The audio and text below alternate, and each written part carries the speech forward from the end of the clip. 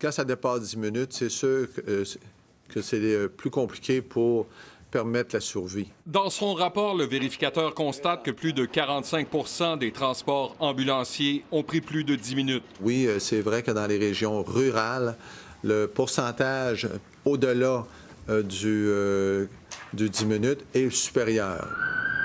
Il constate également que plus des 2/3 des municipalités qui offrent des services à 50 de la population n'ont pas de premiers répondants, ce qui permettrait de réduire le délai d'intervention. Surtout au même moment que le gouvernement ferme des urgences la nuit.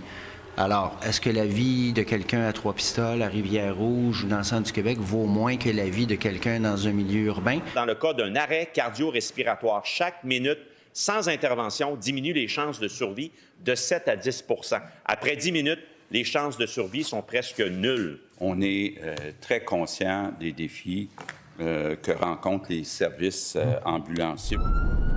Depuis 2022, le gouvernement souligne qu'il a investi 30 millions afin d'améliorer la couverture ambulancière. Je pense qu'on va dans la bonne direction, mais on comprend, Madame la Présidente, puis les Québécois peuvent comprendre qu'avec la grandeur du territoire à couvrir, on ne peut pas avoir une ambulance à chaque coin de rue au Québec. Nos délais d'intervention sont au-delà du 10 minutes, tant dans l'urbain que dans le rural. Qu'est-ce qui retarde les interventions? La première raison qui nous apparaît évidente, c'est le manque de ressources ambulancières, le fait qu'on soit en retenue dans les centres hospitaliers.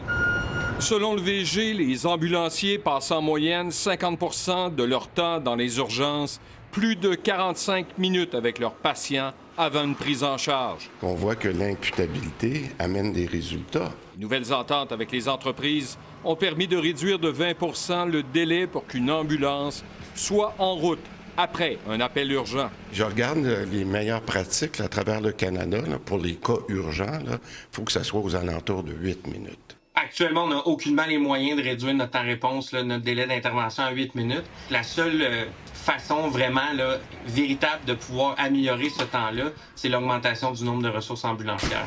Alain Laforêt, TVA Nouvelle, Québec.